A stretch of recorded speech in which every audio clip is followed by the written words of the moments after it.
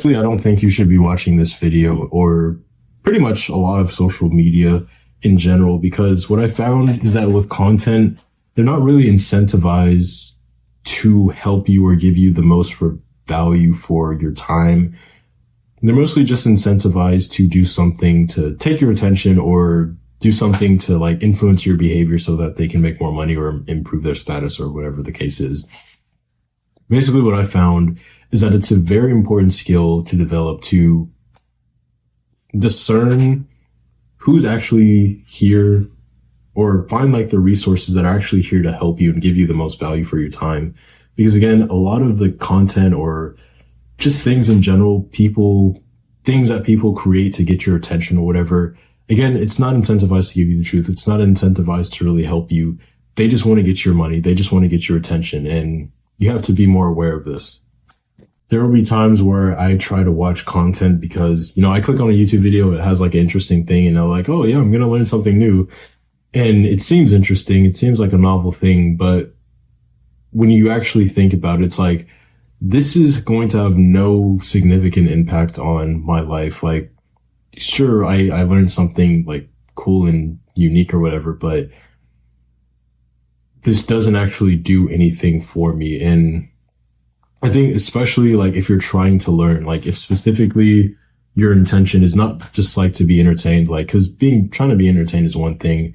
And if you know that you're trying to be entertained, that's fine. But if you're trying to learn and you're trying to get like actual value for the time that you put in, generally, I think that watching YouTube or like being on any social media, generally the creators, they're not going to give you as much value or compared to if you were to read a book.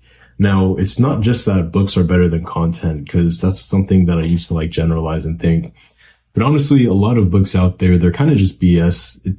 There would be some books where the authors are just like talking about nothing and there'll be like chapters of this. And what I used to do is like, okay, well, I'm just going to sit through this and like keep reading through it because eventually there might be a part that's really valuable. But I've become a lot more like strict about this. And if a book isn't giving me value, like if it's not interesting and like I'm like going to different chapters and the author's just kind of rambling about nothing, I'll just skip over that book and I'm not going to feel guilty about it, because it's super important that if you're trying to get value for your time, you shouldn't be willing, or at least the case for me, I don't think you should be willing to compromise and like try and wait for something useful to happen. You should be, I guess, more clear about what is actually valuable and being able to find what is valuable. It's kind of hard to like explain how to build this skill, but generally, if there is a book or a literature that has standed the test of time, and it's like over many generations, like people still think this is valuable, you can usually go there. That's generally going to be a good book.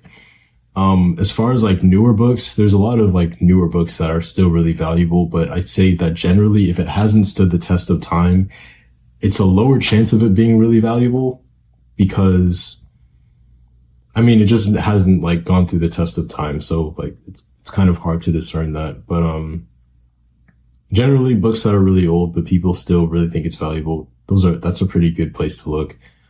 But I guess also knowing what you're actually trying to get and like being more clear about that, because if you're generally just like trying to learn about a topic, that's one thing. But if you know, okay, hey, I want to learn the fundamentals and the foundations of whatever this is, or hey, I want to be able to apply this into my own life right now,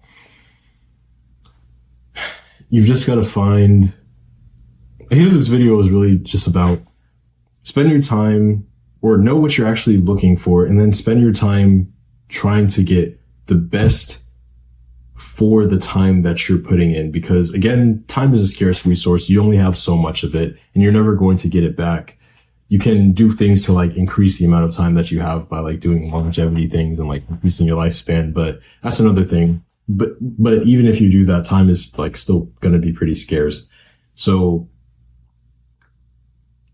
be willing to put in more effort to becoming clear on what is going to be the most valuable use of your time, and then saying no to the things that probably aren't going to be a high ROI for your time. Because, for example, in this video, if you watched this far, you probably could have read a book that would tell you pretty much what I'm saying, but give it in more detail, and you pretty much be able to get more value out of it. Generally, I think that books are a better source of like knowledge, or just like reading in general, because you can get more information way faster than like a person can speak it.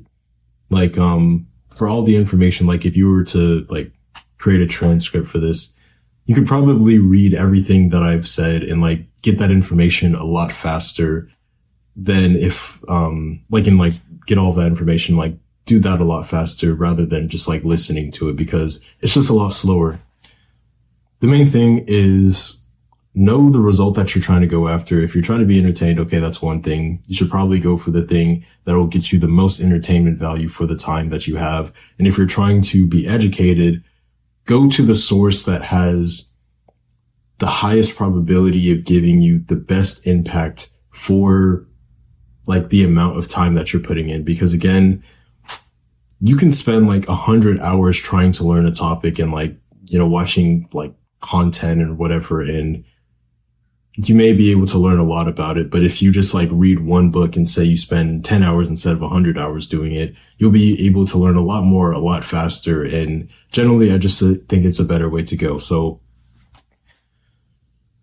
yeah, try and work on finding better sources of information that give you a higher ROI for your resources. It's something that I think is especially important because more and more content and more things are being produced nowadays, and there's more and more options.